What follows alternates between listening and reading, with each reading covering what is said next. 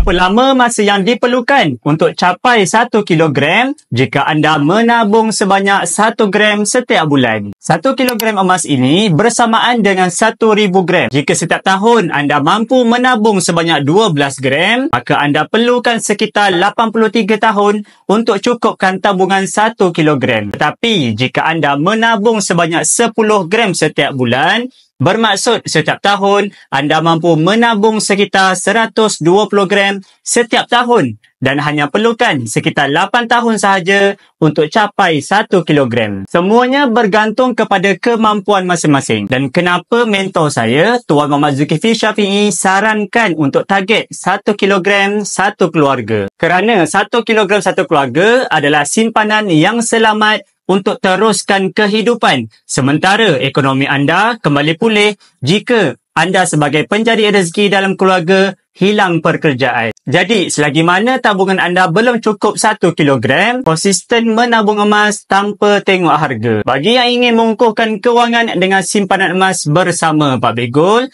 boleh tengok pin video tutorial di profile. InsyaAllah, saya bantu sebaiknya.